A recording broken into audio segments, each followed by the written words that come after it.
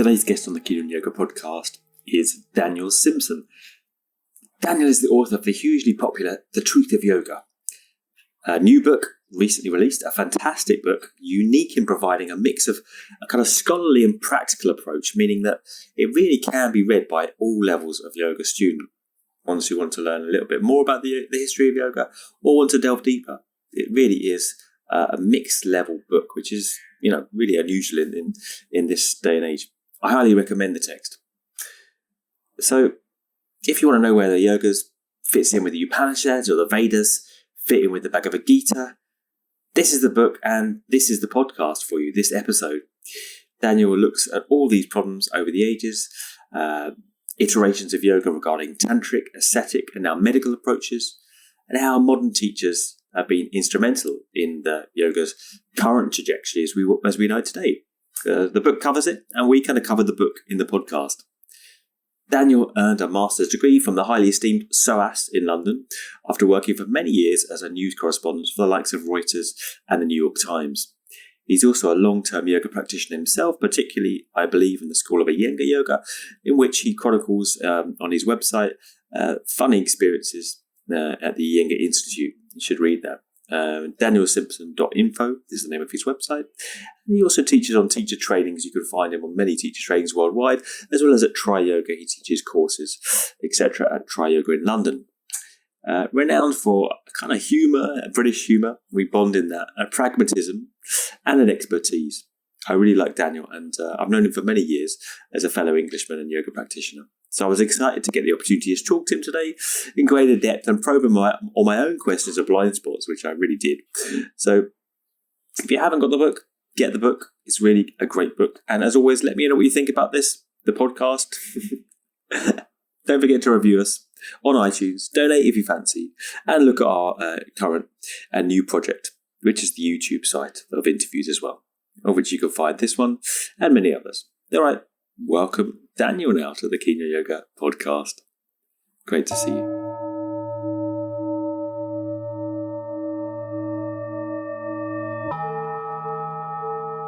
So today's guest on Kingdom Yoga is Daniel Simpson. Daniel Simpson has been a friend and an incredible inspiration on the yoga scene for a number of years now. And he's recently written a book which I'm really enjoying currently. And unfortunately, I've also just literally forgotten the title of. So Daniel, it's not a plug for your book, but hold it up and show us the title. Okay, right, there we go. The Truth of Yoga. That was actually genuine. I had actually literally forgotten that. I kept thinking of another book of yoga. What's it? Is This Yoga by Anya Fox? Another great book. But Daniel's, in fact, is really, really there's a real place in the market for this because it's really simple. It really gives a good overview, and it gives it in such terms that anyone, even a dullard like me, can understand. So really get behind it, get a copy of it. I really fully put my weight behind this. And today we're going to just basically talk about some of the stuff, i.e. yoga and what we'll call the Sanatarma Dharma, let's say, or Hinduism or Indian thinking that Daniel tries to make some sense of, because it's all this big, my leading question, Daniel, is like, just to try and make a start of head or tail out of this, like when we're talking of Indian thought or South Asian studies or the Hinduism is almost pejoratively known now. And that will be another question. Why don't we call it Hinduism? And what is this thing we're talking about that's maybe more politically correct now, called the Sanatarma Dharma? What holds it together as what holds a number of texts together as a thing? What have they got? Is there anything we can say? They've all got this in common, right? They talk about this, and this is their fundamental approach. Well, I think that word you use, dharma, is the glue. You find that also more broadly. The Buddha talked about his teachings as the dharma.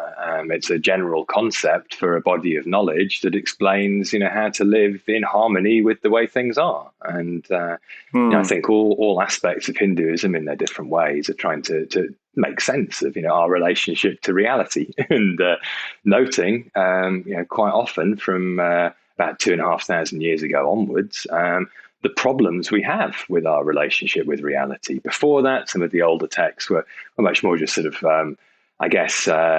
mystical in some ways, but also more functional. They were talking about a ritual, asking the gods to intervene on our behalf. And after that sort of fades into the background and philosophy comes into the picture, the question is, what do we do? And how do we have this sort of mediation process through the mind and the body? And the big question that arises, is why do we suffer? Why do we experience, basically heartache? And what can we do about it? And of course, those questions are asked in lots of other contexts. Exactly. But in an Indian context, why doesn't it make it? Why can't we call a Christian text a part of the Sanatarma Dharma, or indeed, why can't we call Buddhism a part of it? Why does it fall under the heading of a non-orthodox text? Well, maybe we'll come back to that in a bit. But here we get into the complexity. Okay. This phrase Sanatana Dharma. Sanatana just means eternal, and the Buddha, in fact, in the Dhammapada, he uses the same phrase, talking about the eternal teachings, effectively. So it's not even in itself a phrase exclusively associated with Hinduism. Has only really been used as a sort of broad umbrella term in the last 100 years or so. But is found in many old texts. It's found in the Mahabharata, where it's a description really of the highest ideals of virtue. So to sort of live in harmony with all beings, to prioritize love for all beings, to prioritize not harming. Those are the sort of qualities that are described as the Sanatana Dharma. They apply to everybody in all circumstances, not specific to your caste or your stage of life, basically, which are the other ideas that tend to creep into the question of Dharma. Where is this first? I mean, what's the position of the Vedas in this then? I mean, how do they set the scene, as it were? And are they and the second question, are they readable? Because no one really seems to read the Vedas, right? I mean, I know there's kind of the basic span of my information on this. Therefore, Veda, the Rigveda is the oldest, and kind of talk about ritual in a very kind of opaque way. A bit.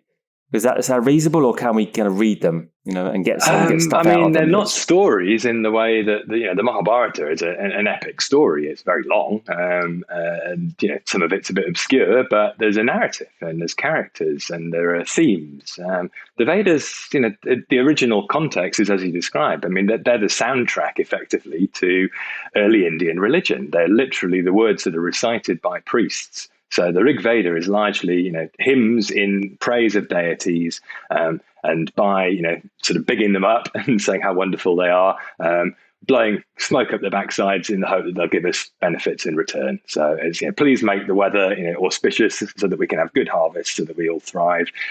Please give us favor and fortune in battle.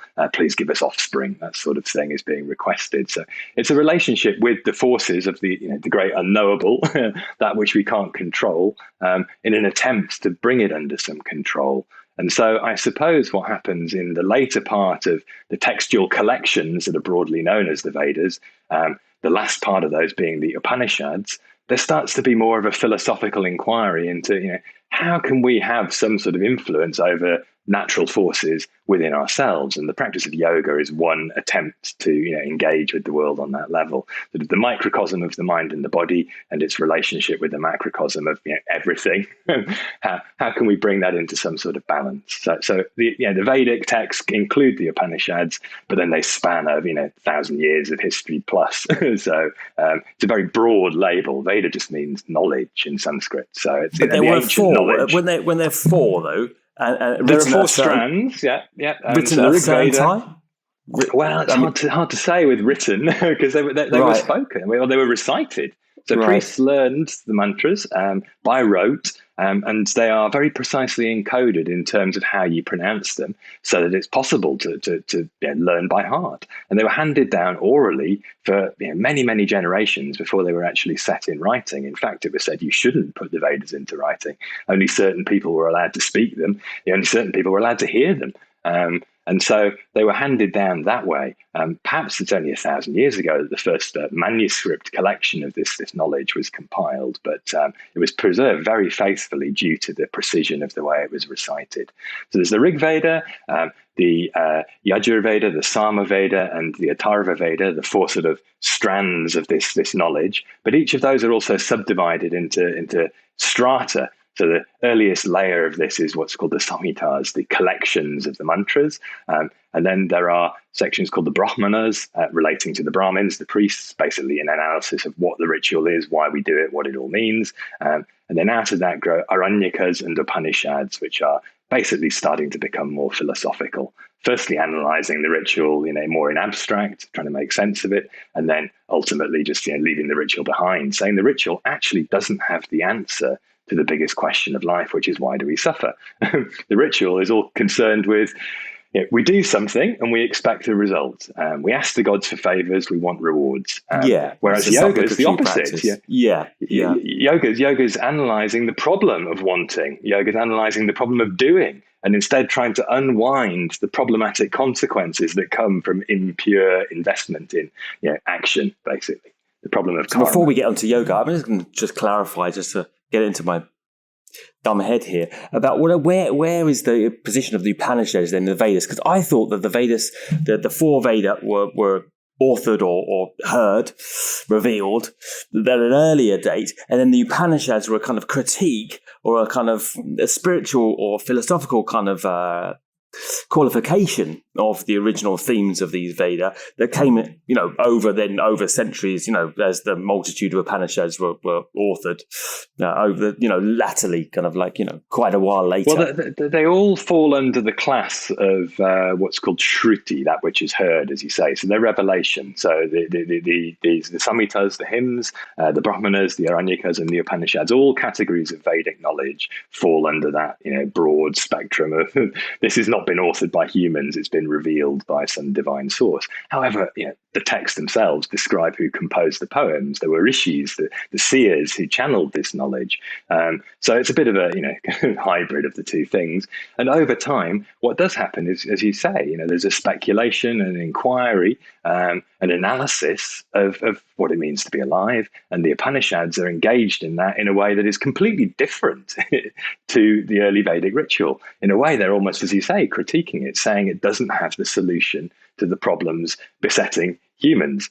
But over time, the incredible inventiveness of the priestly tradition in India is to be able to fold any sort of challenge back into itself.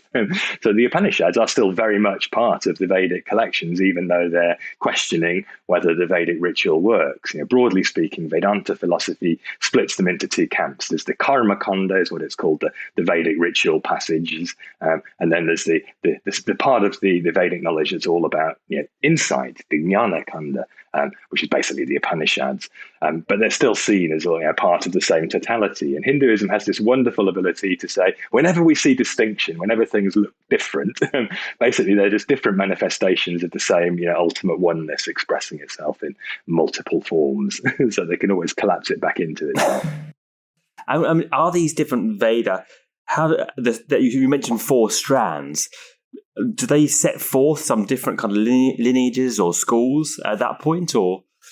Well, they have family lineages, because not everybody could learn the entirety of the Vedas to recite it. I mean, maybe somebody has, I don't know, but it'd be an enormous task. So instead, some families specialized in some aspects of Vedic knowledge and passed down that portion. So the Rigveda has its particular sort of lineages associated with it, similar to the other Vedic collections. And different Upanishads are sort of bolted on to each of those lineages. So some occur in the collection of the Rigveda, others in the Ayurveda. So a lot of what we know is a lot of what we know about yoga comes from one particular strand. Okay, it's getting easier, right? Yeah. A lot of it's coming out of particularly from the Krishnamacharya lineages, it's coming out of the Ayurveda. Okay, this is what we're looking for. That's where you're getting into the Upanishads that start talking about yoga. It's also talking about some of the mantras that are associated with yoga practice today. So there is a sort of continuity of knowledge there that's being kind of, I guess, expanded and added to over time. But there is a sort of a vague trail that goes back to the Vedas, but most of what we think of as yoga has developed more recently than that. The Vedas are really just talking a different language. Yeah, we'll definitely try and get to that latterly. But before we kind of extricate ourselves from the tangle of the Veda, I mean, What Upanishads would you kind of recommend for people? I mean, because they always say, oh, there's 108 Upanishads because it's a sacred number, and I think there's probably more than that, really. I mean, but there's a hell of a lot of them, and there's a number of principal ones, I believe. Kind of like the most important. And there was also you mentioned your book, in fact, a couple of specific. I didn't realize this. The Upanishads that you kind of recommended as talking specifically about yoga, and people don't really, really. It's a shame they don't, spend enough time on Upanishads. I think generally get the Bhagavad Gita and the sutras rammed down your throat on your yoga TT, but you don't get so much stuff on Upanishads. So I'm very a proselytizer of going back to the Upanishads. And what would you recommend if people wanted to, to have a little wander through the Upanishadic garden, as it were? Well, the very first place that yoga is actually defined in some recognizable way, i.e. doing something to sort of bring this kind of mind-body system under some degree of control, is in the Katha Upanishad. And that says yoga is the restraint of the mind and the senses. So it's an internalization of awareness, which leads to a higher knowledge. And that's very clearly explained, and it's explained in quite an entertaining way. It's a dialogue between the embodiment of death and a young boy who goes to death and asks, what's the meaning of life? You're death, you should know. And out of this, it's still quite opaque and esoteric, but there is an explanation, an analysis of the problem that we get drawn out into the world through our sensory engagement with it. We try to gratify ourselves, and this quest for satisfaction in the outside world leads to the problem of suffering, because we can never get everything we want. We get all sorts of things we didn't ask for, and we're constantly led on this merry dance by senses, lusting after satisfaction by trying to get hold of things that we think will give us pleasure. And the Katha Upanishad is saying, well, that's fine, but you'll just be constantly led astray if you're at the mercy of these things, which will mean an endless cycle of birth. And the way out of that is to just stop engaging with the outside world and instead engage with the inner world, and purify perception to the point that you understand who you really are. And that actually cures the fear of death, because there isn't really ultimately anybody there. It's just an idea. And once you see through this illusion, there's nothing left to be afraid of. So the Katha Upanishad is basically the foundation of what is then turned into yoga philosophy. A lot of what Patanjali teaches in the Yoga Sutras is basically an echo of the Katha Upanishad combined with a few other sources as well.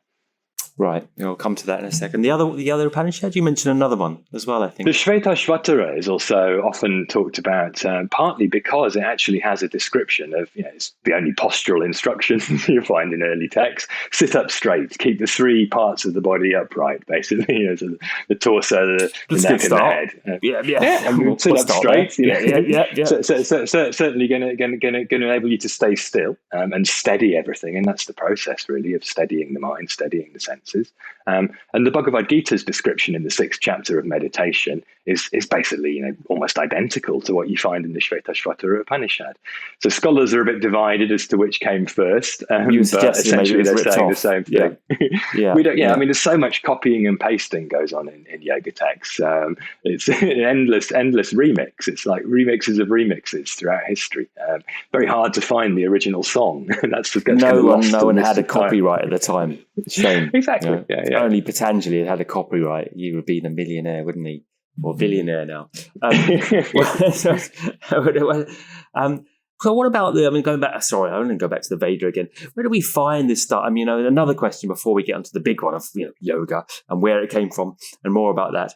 Where do we find the tripartite of Brahma, Shiva and Vishnu? I don't think we originally find it so much in the early Veda, do we? That it comes in later. No, how does that transpire?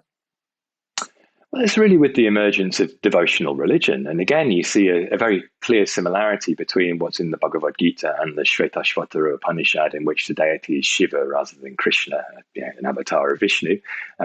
And they're both basically explaining a very similar story, that God is present in the world. Actually, the world is made of God. It's a sort of energetic emanation from a single source out into everything else. And you can follow it back through everything in the world, through things we observe in nature, through the body, ultimately, which is where yoga practice eventually draws on it all, back into an understanding of our place in the bigger picture. So that is about 2,000 years ago. This devotional religion starts to crop up in text. There's a lot of it in the Mahabharata as well, more broadly. And devotion to Vishnu, devotion to Shiva are the two main strands of that. And then in the tantric traditions that come after that, particular focus on various manifestations of the goddess also. But before that, going back to the early Vedas, the deities are completely different. I mean, there are a couple of mentions of Vishnu and a form associated with Shiva, Rudra is his name. It's sort of fierce manifestation of what later becomes the more benign. I mean, Shiva literally just means auspicious, benevolent, kindly, he who will help. But Rudra means sort of ferocious or howling. So he's a god of storms. And a lot of the Vedic deities are associated with either natural forces or power in some way. And the most supreme of them all is Indra. There's Indra, there's the god of fire, Agni, who is the mouth of all the other gods. There's various names for the solar deity. There's Varuna, who's sort of instrument of justice, who's sort of I guess in charge, therefore, of the idea of Dharma, although Dharma isn't really talked about quite so much in the early hymns.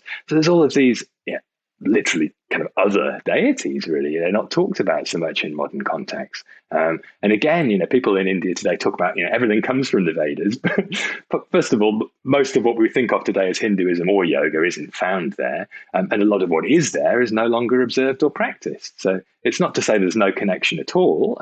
There are the seeds of most things to be found in those texts, but they undergo a lot of transformation between 3,500 years ago and today. Yeah. There's many places I could go from here. What about just a quick one on, the idea of Hinduism? I mean, where did we get this term? And maybe a very cursory, if we're kind of doing a Yoga 101 here, a very cursory idea of, who were the people, maybe the Aryan debate. Do you speak a little bit about that, just to round off this little bit, making you work hard here. Tread on all manner of landmines. Yeah, it's a catch-all, little roundup. Yeah, absolutely. I mean, Hinduism as a sort of, category didn't really exist until British colonialists tried to sort of quantify and identify the different religious groupings in India. And they reached for this name because it would have been associated with people who lived in that part of the world. The name given to the country at that time was Hindustan. And so the Hindus were the inhabitants of that territory. But of course, they weren't all of the same religion. They were clearly Muslims. Buddhism had also been big there, although it had by and large vanished by now. And there were even some Christians, partly to do with other previous colonial incursions. But the British wanted to say, well, who are the majority who aren't all those other things? Let's use this term, Hinduism, to classify that group of beliefs.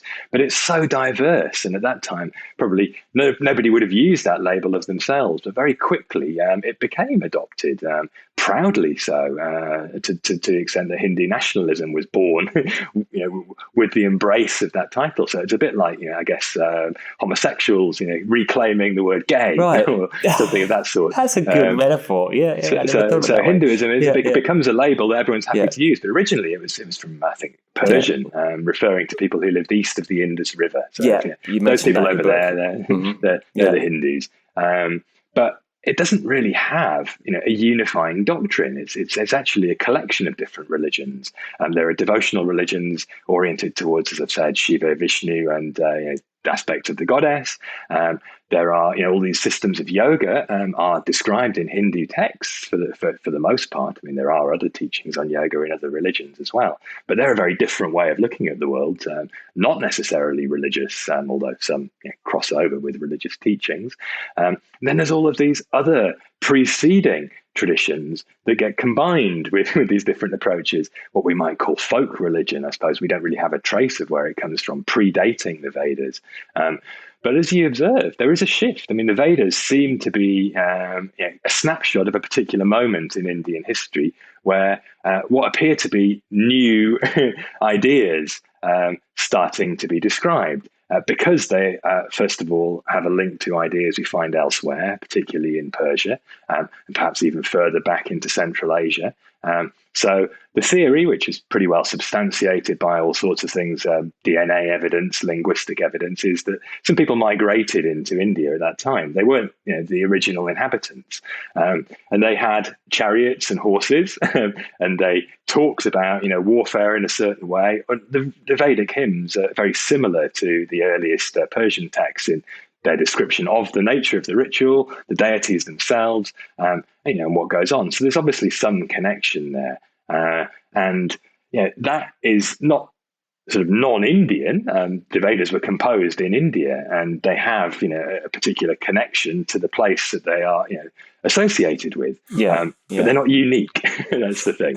And so Indians have been trying to explain that sometimes in terms of everything having originated in India a lot earlier than scholarship today would suggest, and then spread west from there. Unfortunately, there isn't the same weight of evidence to support that worldview. I don't think we can say for certain that we can prove it's not true. We can't prove very much about the ancient past, but I do think we can say there's a substantial body of evidence that people migrated into India. They referred to themselves as Arya, which means noble, and that's where we get this concept of the Aryans. Now, that's all been polluted in the Western mind by the fact that the Nazis borrowed all these ideas to claim that they were the ultimate Aryan master race. And there's no trace of that in early Hindu teachings. The Nazis have bastardized a lot of things, including the swastika, which comes from the Sanskrit language. It just means a symbol of goodness or auspiciousness. I mean, nobody these days thinks of it that way, unfortunately. Slightly ironic. But it's, before we still get there on temples in Asia.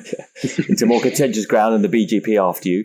I'm not going to get you into talking about the Brahma Samaj or anything like that currently today, but I'm just going to go back actually to our basic bedrock of trying to understand the simple terms of like, what does it mean to follow Shiva, to be a Shaivite, and what does it mean to follow Vishnu, and and indeed, does anyone follow Brahma, right? Is there any Brahma followers? I think before we start, maybe for our listenership, I think just it's a useful qualification you make in your book between Brahma and Brahman. Which actually I have to say, foiled me for a number of years, where I did think that they were the same thing. But well, so actually, in Sanskrit, you can often see them, particularly in compounds written identically, and so it can be, especially in texts like the Mahabharata, very difficult to differentiate between the reference to a deity who is sort of associated with the creation of everything, and the concept that we get in the Upanishads of Brahman, which is the totality of the cosmos, really.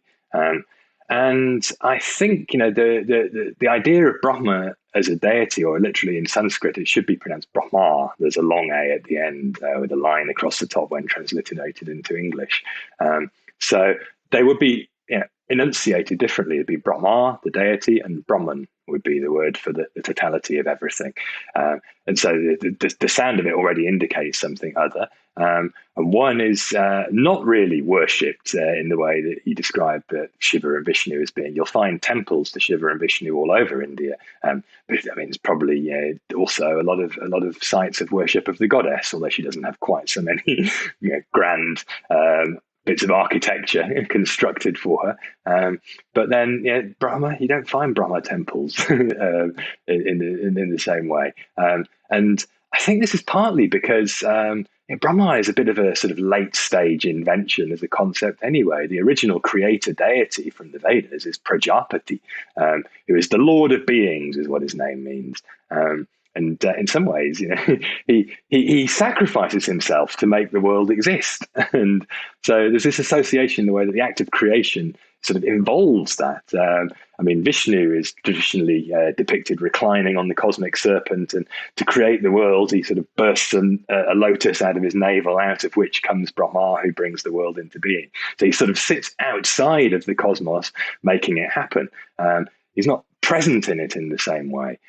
Whereas Vishnu in Sanskrit, that means all pervading. And most of the philosophies of devotion to Shiva are based on the fact that Shiva is all pervading as consciousness, particularly in the tantric descriptions of it. So they're very much in the world, the world is made of them, both Shiva and Vishnu, the whole sort of theology around their worship, and the goddess particularly also. Whereas Brahma, it's much more abstract in that sense. Whereas the concept of Brahman is the link between all of these different religious traditions. That's the earliest expression of it in the Upanishads in a way that isn't necessarily what scholars would call theistic, associated with any god. It's just the totality of everything. It's what we might call in New Age language, the universe. And these deities, they are also the universe. So they might be represented as the para Brahman, the supreme Brahman, that which is beyond the beyond. Non-dual versions of philosophy, particularly Advaita Vedanta, will say, actually, it's the other way around. The supreme Brahman has no form. These deities, sure, they are embodiments of the totality, but they're stepping stones to a higher realization. Whereas the more dualistic devotional religions that say, I am separate to God, I have to bow down before, they will see it as, actually the deity is the highest. And that's a distinction. But the Brahman concept that it is just absolute, total, supreme, above and beyond, that concept is sort of the glue that binds it all together. And do we find specific kind of qualities in those that take Shiva as their god and those that, are invested in Vishnu? I mean, can we draw any lines, and can we attach them at all to I want you to talk a little bit next on this little gallop through history about the darshanas, and the schools, the different schools of perspective we find. I mean, is there any way to link Shaivism and Vaishnavism with certain perspectives of the darshanas, or is that too much? I mean, those darshanas, these sort of philosophical schools, as it were, they can be a bit misleading in themselves. I mean, they're often portrayed as the six, the classical ones, but they were only really systematized, under 1,000 years ago. I thought they were the classical six. People say there were a couple hundred. Like, it was again like a more of a British invention in kind of like 1900s. They go back further. The 12th century, I think, is the earliest identification of these particular schools as, the Orthodox six, and their orthodoxy being that they don't challenge the Vedas in the same way that the Buddhists, for example, did. Said that the priests, were corrupt and this ritual's pointless. You just need to sit down and see through your illusions, was the Buddha's take. So there are many other schools as well that don't get included in that list. And there was a text written maybe 600 years or so ago, the Sarva Darshana Sangraha, it's called. So the collection of the compendium of all philosophies. And I think there's something like 14 or 16, I forget exactly, in there. And that includes some of the tantric religions that also get left out because they in a way contradict the Vedas by saying that they've got new higher revelations, which might come from Shiva, might come from the goddess, might come from Vishnu. So they're all a bit different. And in that sense, almost, there are new ways of seeing. Darshana comes from the verbal root to see. So there are ways of seeing the world. And therefore, every kind of religious school has its own way of seeing. In that sense, they are closely correlated to particular deities, but actually in the sense that we know that yoga, Vedanta, Sankhya, and then the ones that we don't really look at so much in the yoga world, Nyaya, Vaisheshika, and forgot what I missed out now. Where did we go? Yoga, Sankhya. Oh, the Mimamsa, the other aspect of Vedanta, looking at the ritual. Perhaps confuse things too quickly there. I mean, let's go back to. I mean, can we draw any broad strokes between the worship of Shiva and Vishnu? I mean, if we look at, could we say that Vishnu is more bhakti based or more kind of devotionally oriented, whereas Shiva is more of the yogic? You often see, you don't see many Vaishnavite yoga practitioners. It's more when you look at the sadhus, they're generally more following versions of Shiva. I don't know, maybe I've got a nice book here, I highly recommend if anyone wants to dive in, called Sadhus, Holy Men of India by there's a Dutch guy, Dolf Hartzauker. He's a photographer, but he's also quite knowledgeable, spent a couple of decades hanging out with sadhus. And there's lots of photographs, and you can see from their various kind of head markings that there are plenty of Vaishnavas as well as Shaivas in there.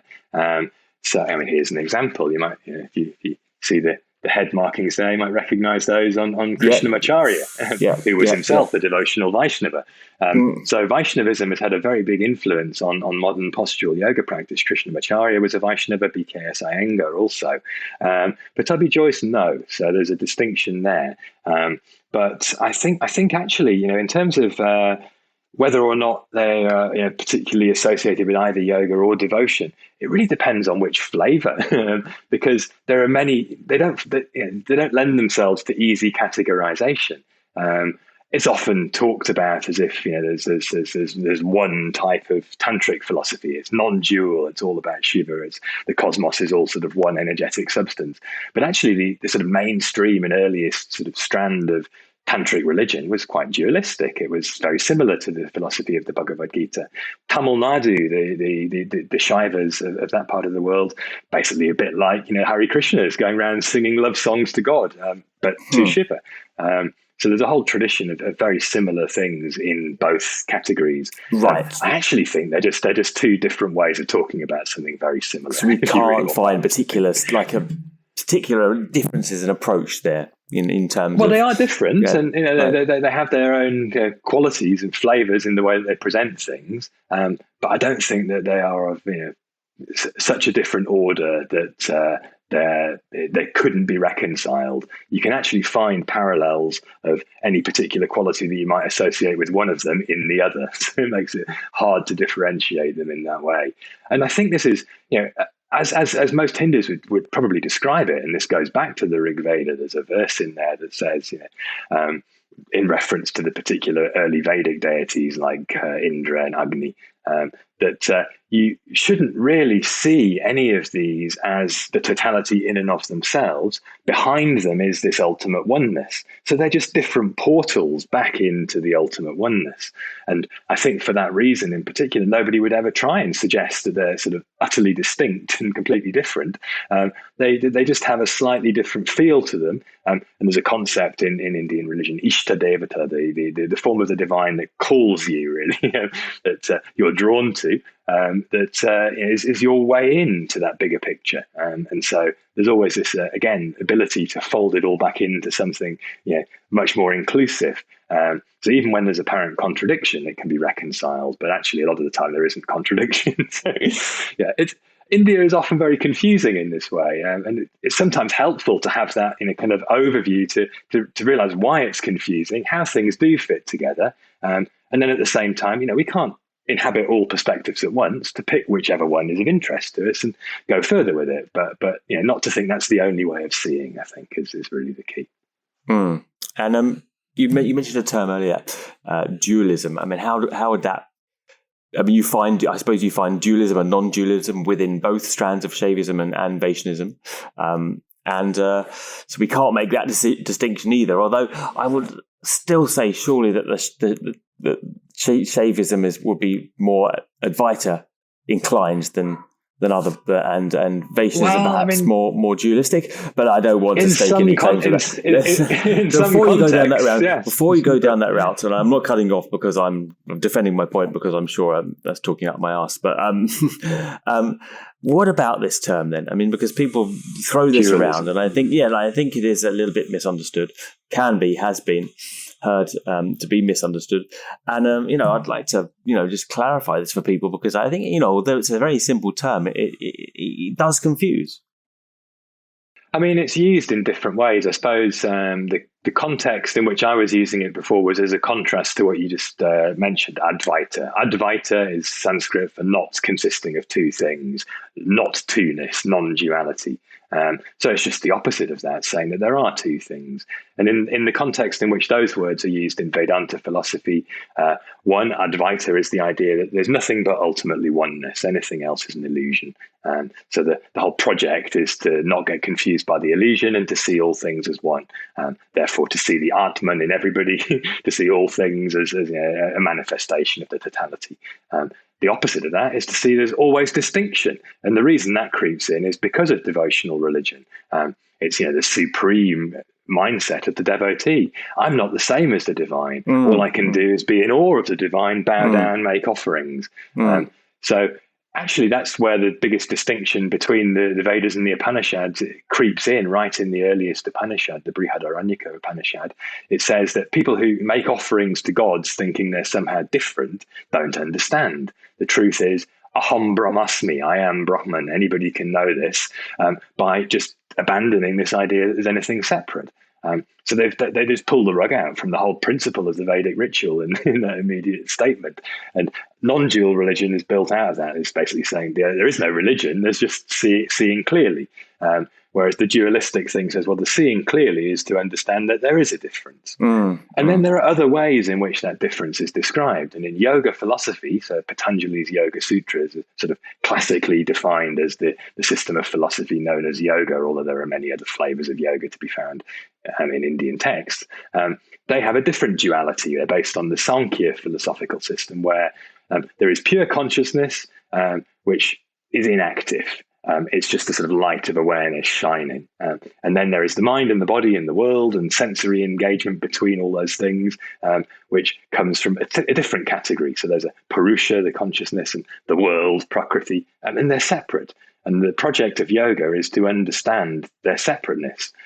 You end up in the same place, really, to philosophies of oneness, in a state of pristine, lacking illusions, pure consciousness. But the way to get there is to separate two things in that system instead of to see them all as sort of part of the bigger picture. And we often see that confused in the modern yoga world, because people will always say yoga means union, and it comes from Patanjali. And in Patanjali's text, it definitely doesn't talk about union. It says union is the problem that yoga will resolve by separating things. Yeah. I would like to come to that later, I think. I mean, probably in a further talk, I hope. Well, first of all, let's contextualize Patanjali. Where does he fit in the grand scope? Is he drawing on past text? How does he draw on those past texts? And what are the offshoots of it? And you mentioned that, yes, there's certain things that he definitely does say and certain things he doesn't say, and I think to make that as a clear point, because, these days people are happy to decide that they potentially will say whatever they read into it, which, I actually, until reading and interviewing, in fact, Philip Mass, didn't realize that it's actually the Yoga Sutras is part of a bigger work with a commentary, basically authored by probably none other than Patanjali himself, saying exactly what he means when he says brahmacharya or, aparigraha, whereas latterly, I think, those terms are pretty we can play fast and loose with those kind of things, Certainly brahmacharya, nobody wants to be celibate. And no, let's do that. Yeah, let's call it constancy or something like that. Yeah. Or just sort of wise use of energy or some such. Yeah, not having too much blah, sex. Blah. Yeah. Well, just enjoying it. Yeah. don't abuse yourself or anyone else. Don't have sex you don't enjoy. Yeah. So this is a book I highly recommend to anyone who really wants to take a deep dive. This is probably the only really easily accessible English translation of the full commentary that accompanies Patanjali's Sutras by Swami Hariharananda Aranya. He was a Bengali, so it's translated again into English from the original Sanskrit. But that's a summary of what the Yoga Sutras actually mean on their own terms. And it will surprise people who've not engaged with that before. Because what's happened is that people have started reading these pithy one-liners. There's 195 of them. Add them all together, it's barely 1,200 words. So that's not even a long newspaper article. And there's a huge amount of gaps in that information because there's hardly any verbs used. It's a very pithy way of trying to summarize ideas. And what we then attempted to do in the modern world is to read in our assumptions into all the gaps that are there because there is a lot left unclear. The commentary clarifies a lot of that on its own terms, explaining what was going on over the centuries between maybe 1,600 years or so ago that the Yoga Sutra was composed, and now others have added to that, always commenting on the sutras and their commentary together as if they belong together, as if they're all one thing, as you say. The Yoga Shastra, a combination of a commentary and a sutra text. It's only in the last 150 years that people have really looked at the sutras independently. And I think that started with Vivekananda. He went to America at the end of the 19th century, gave all these talks, very accessible, very, very, very, very modern sounding in some ways, but basically just playing fast and loose with what Patanjali says to advance his own interpretation of yoga philosophy. And everybody since him feels free to do the same. That guy has a lot to answer for, doesn't he? But I mean, what was the context that they were written in? In terms of, people often say that it was an argument against Buddhism, or are they a clear? Do they constitute a clear thread in Samkhya, or are they involving other aspects of Buddhism or schools, etc.? Well, the fullest title given to the text, which Philip Maas has really emphasised, is that it's the Patanjali Yoga Shastra, a text about yoga written by Patanjali, but it's also the Sankhya Pravachana, an explanation of Sankhya philosophy. So it's very much rooted in that dualistic Sankhya worldview. But apart from that, it's basically saying very much the same thing as the Buddha. So a lot of the fourth chapter of the book is basically then given over to saying, well, we're actually saying something different, despite having echoed a lot of what the Buddha had to say. So much Buddhist stuff. The theory of why we do what we're doing, the nature of what we do, and the way in which it works on the mind to remove suffering. All of that is very similar to the Buddha's message. And Patanjali admits that. He says in the very first sutra, Atta Yoganushasana, the Anu part of Yoganushasana is referring back to previous teachings. It's basically, further teachings. He's providing more teachings. So he's acknowledging this is sort of an update on the previous knowledge. And really, I think the best way of understanding the Yoga Sutra is in an ancient Wikipedia article. It's a bullet point summary of lots of stuff that's been known for the previous 1,000 years, put together in plain language that's pretty hard to interpret, but accompanied by a commentary that makes more sense of it, and a teacher would have had to interpret that. But what is it a knowledge of? It's a knowledge of meditation. Nothing to do with physical yoga practice whatsoever. And the other aspect of it is that it's about world renunciation. So it's for people who choose voluntarily to turn their back on the world, go and live in a cave, sit still. If you had to distill the teachings of the Yoga Sutra to a pithy phrase in itself, it would be sit down, shut up. That's it. I actually want to spend longer on the sutras in a later date with you, perhaps. So, but what about this idea, and on a personal level, where did this Ashtanga Yoga come from? Because relatively recently, I have to embarrassingly admit, I realised from articles of Jason Birch, etc., that Ashtanga wasn't made up by Patanjali. That there was this mention of syncretized yoga, with 8 limbs or 5 or 6 limbs before Patanjali, right? Well, this whole focus on 8 limbs, I think, is the thing that we would really need to unpack about the Yoga Sutra. That's not the message of the text. It's not its framework for practice. It's not really anything other than a way of sort of listing eight aspects of what it is to see through your illusions and remove suffering. The first half of the second chapter is much more informative for what Patanjali's philosophy is. The second half, which is where you get the first 5 of those limbs, not so much. And yes, the phrase Ashtanga, 8 limbs, literally 8 parts, is used in association with all sorts of different things. In the Mahabharata, there's references to systems of philosophy, systems of medicine. In fact, Ashtanga is often associated with medical science. The 8-part thing that will remove your woes, will heal you. I think Jason talks about it in the Ayurvedic term, exactly, the famous Ayurvedic text. Can't remember the name of it now. Charaka Samhita. Yes, that's the one.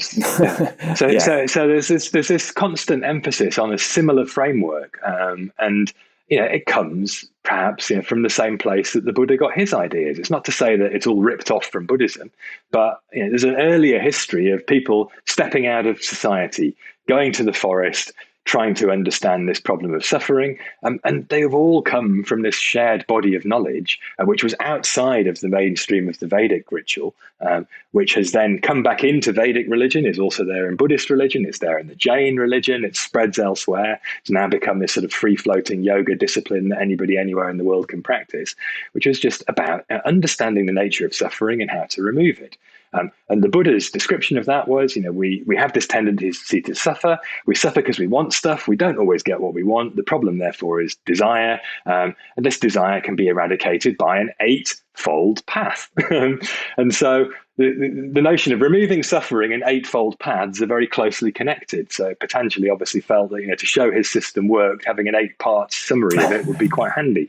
But there aren't really 8 parts to it. Yeah. I mean, his basic method is one-pointed focus.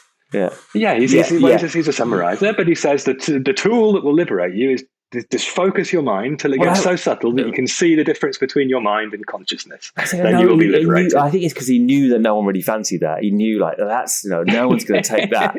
So I give him the Ashtanga. They'll get it's like they'll get involved in the yamas, and speculative about whether they're doing right, or they'll enjoy that. I'll give them that. But all of those preconditions are just the yamas and niyamas. They're tools that will make it easier to sit still. That's I think the thing is, why? I mean, the Ashtanga Yoga. I mean, as I say, I think we can almost draw it to a close because I want to come back to this with you again in the next one. But I mean, the Ashtanga Yoga really is now talked in the same breath as start and finish the Yoga Sutras. Really, it's like the Yoga Sutras of Patanjali is the Ashtanga Yoga. Learn the limbs, and there you've got it. It's really that's a small part of it. This category, and the smallest part of it, Patanjali is really talking about this the yamas, and yet, to my frustration, I mean, this is the main discussion of the text is about these yamas, whereas, I mean, really, I mean, Patanjali, he was talking to the converted. I mean, he was talking to renunciates, lay people. I mean, I think he was just, like flying through the yamas really, because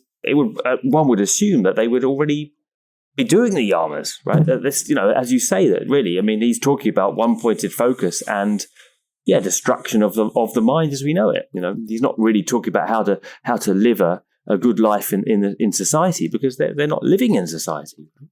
Exactly, yeah. And there's even a question as to whether this was ever used as a teaching text, or whether, as I say, it's this kind of encyclopedia entry that summarizes what yogis get up to. It's not even clear that Patanjali himself was a yogi. I mean, he certainly hadn't reached Kaivalya, because he's still sitting there talking in the world and writing a text.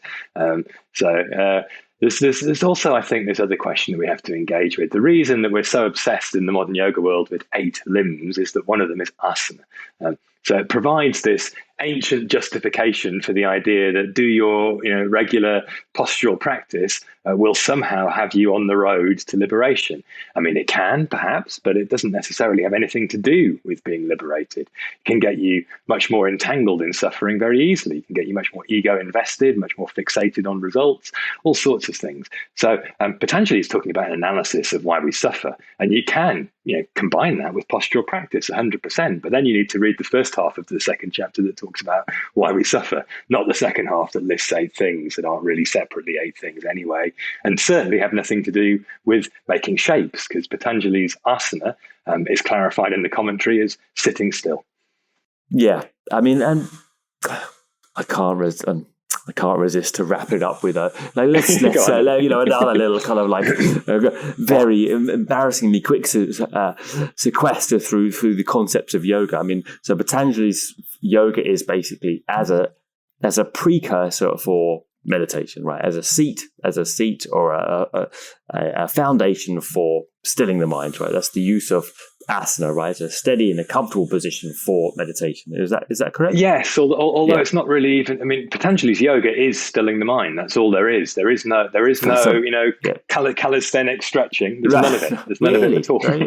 That's what the Hatha Yoga text. No text talks about anything other than sitting or beating your body up by holding the arm above the head for the rest of your life until about 1,000 years ago. 1,000 years ago, you start to get non-seated postures. The earliest being Mayurasana.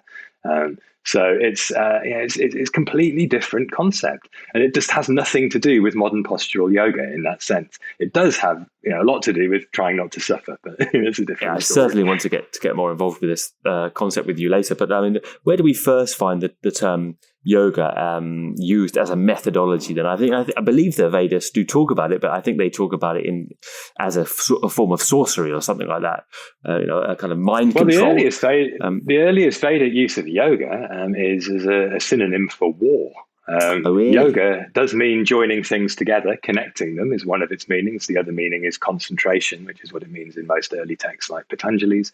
In the Vedas, it means joining your chariot to an animal to go into battle. So there are hymns that ask the gods for favor in war, and the word used there is in yoga.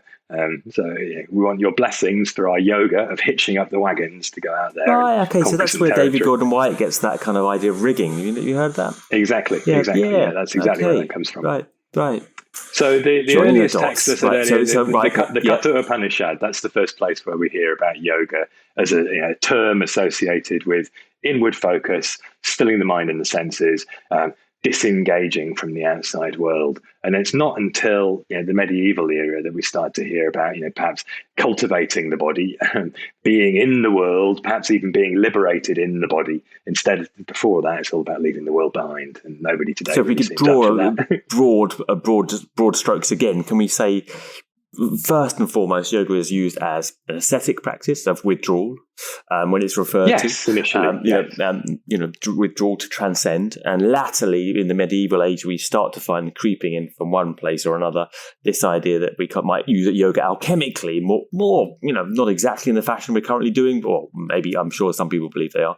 But the idea that you can just have a read of the Hatha Pradipika and we'll see that we're not. Go on, you kind of like the idea that you're using the body for some energetic transformation, right?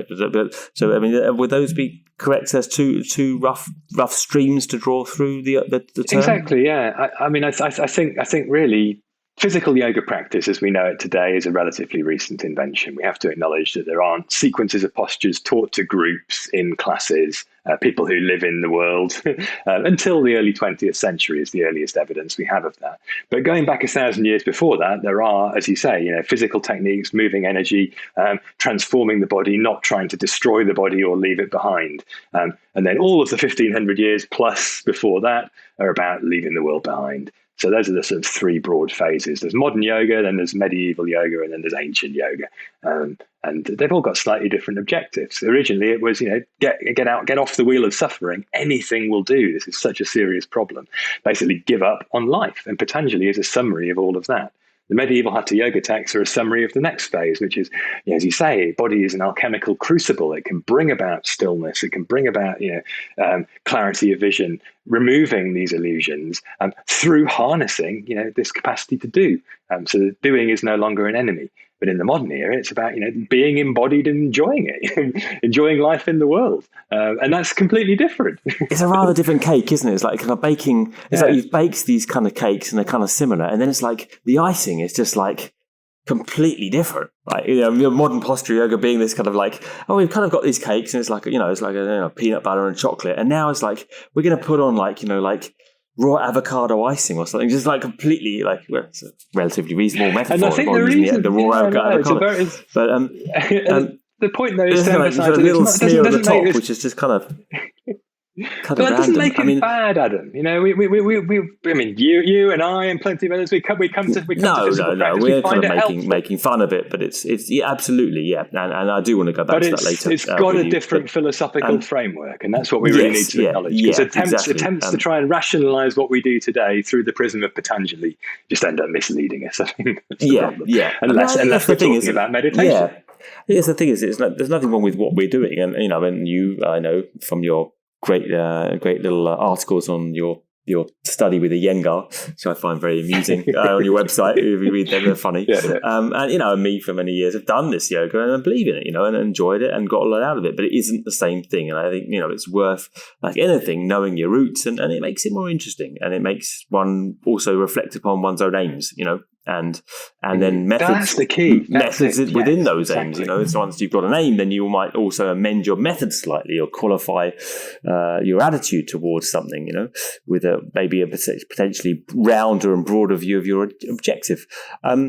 Let's just finish. You summed it up really well there, Adam. Just to finish, what I'd like to say, this is as one kind of contribution that builds on that, is that the connecting thread, therefore, is inquiry. If we're asking honest, searching questions, that is consistent with the earliest Upanishads. That's what they were doing. So not believing our own stories, yoga comes from the Vedas, it's all been the same for thousands of years, etc., etc. But to actually ask ourselves, take responsibility for our own practice. Why do I do what I do? What am I trying to achieve with it? And then answering that with a vague inclination to look back into the past and see, are there any other threads like, internalization of awareness, working with the breath, all these things that do have a thread going back into the past. And again, that's why I wrote my book, to try and illustrate how lots of these building blocks are ancient, but the thing that's been made out of them today is a brand new construction. So we're all going to make our own construction. but it helps to see what in that might still at the same time take us back in time without pretending that it's all in the Yoga Sutra. I suppose it's seeing the contradictions and seeing the possible difficulties and discrepancies in it is, in the end, traditional yoga. Differentiation. It's discerning one thing from another. Give on to a few dodgy methods over the centuries, and our current more sanitized approaches. Perhaps many of the approaches we've discussed, and especially with Jim on my interview with him and James Mallison, you might not do in the current yoga class. Indeed. A bit more private.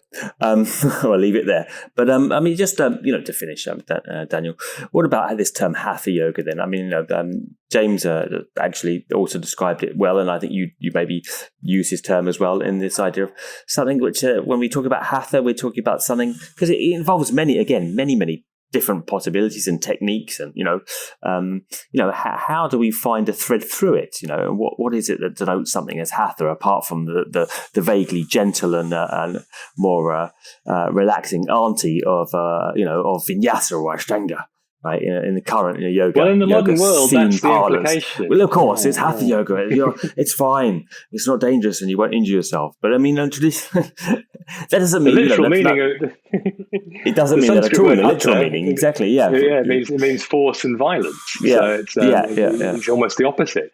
But these texts that teach it, from about 900 years or so ago onwards, they emphasize that they're trying to do something forceful with the body, trying to have powerful effects through, heating up basically energies through particularly breath control, so as to blow your own mind. So you're heating up the alchemical crucible of the torso by locking it at the top and the bottom, turning the breaths around on each other until they explode upwards. So it's using the body to still the mind. So it's basically a broad catch-all term for forms of yoga practice. It's like a compound. You achieve the state of yoga through this forceful engagement with the body by making it do things that aren't natural to it. So sealing it, holding the breath, turning things around, moving things upwards. And that's the sort of basic framework within which it all operates. But obviously, over time, there are texts that teach all sorts of techniques that contribute to that, and increasingly complex and different contortions that we recognise today in advanced asana practice come into the picture. But they were never the sole tool. They're the preparation for working with subtle energy in the body. That's Hatha Yoga. It's this manipulation of particularly the breath, but also sexual essences, energetic representations of deities. That's where the chakra system creeps in and everything else, Kundalini. But all of that is under this broad heading of using the body to go beyond the body. So it's still going beyond the body, but it's the body is a tool. We need to cultivate it. We don't need to destroy it. We need to look after it so that it can help. So in the end, you do actually have to practice these forceful techniques carefully. So there's a phrase shanaich that crops up in texts, which basically means step by step, little by little, carefully, gradually. So effectively, gentle yoga is actually the essence of hatha, despite the fact that it does mean forceful. And also, you use the term in your book as well. I kind of really like it. The idea of stubbornness, or as James Mallison, Jim says, bloody mindedness. It's a very English term. Exactly. English term. Doing something in kind of stubbornness is hatha, and I kind of like that idea in terms of practice. Like when you don't feel like it, when you kind of you're in bed and you just think, oh, lie, that's another hour, or get up and have a coffee and a croissant. You just think, no, I'm gonna, that sense of that kind of resonates, right, in terms of what we're doing currently. There's a certain stubbornness about it. No, I don't want to do it. Of course, get up every day and think, oh, asana, yes, please. But you do something, and it's almost just the stubbornness of doing that thing that you kind of don't necessarily want to do, for a higher purpose or for your highest purpose, that I think unites, us to the earliest iterations of this thing. Although, this is evolving today, and I've seen you talking about this in recent months. That a lot of these ancient systems of discipline that we were told about, that didn't really go back much further than 100 years anyway, aren't necessarily all that helpful. They can be quite rigid. They can be quite dogmatic, and perhaps subjecting oneself to it day in, day out isn't ultimately that helpful after 20 years. Perhaps a little bit of variety is good, and perhaps a little bit of softness understanding this delicate balance between, what Patanjali, again, he's got some useful tools in his Yoga Sutra, categorizing as the balance of vairagya, detachment, letting go, with abhyasa, making an effort. So putting some stubbornness into it, while at the same time still remaining subtle enough to know when we're pushing too hard, and not just whipping ourselves over the back in the desperate hope it's going to save us from something, but instead recognizing actually today is the day to stay in bed and to have 2 croissants. Well, you've qualified. You've taken my point now. That's a good point to turn around my general tone on myself. So I'll end it there. It's been a fantastic little run through, and I hope you'll join me again, Daniel, for another one. We haven't really even got into two ideas of Samkhya, which I wanted to. The next part is a little 101 through ideas of Samkhya Yoga and what that means, and the gunas I was planning with you, and maybe even a little bit of Bhagavad Gita. So I hope the listeners will stay tuned and enjoy another episode when Daniel agrees to come back with me again. So thanks again, Daniel. If you haven't got the book, get the book. The Truth of Yoga. As you see, is very, very clearly explains things in a much more simple, or the simplest terms you possibly can, given the subject, which is contradictory, paradoxical, and a bloody mess, really. So thank you so much, Daniel, for coming on. Well, you're welcome, Adam. Thank you very much for inviting me. And if I may, just invite people to check out my website, truthofyoga.com. There are some courses on there that go into much more depth on each of these texts if you want to dive deeper. Yeah, we'll put that in the notes. Thanks. Okay, well, thank you again. Thank you. Take it easy.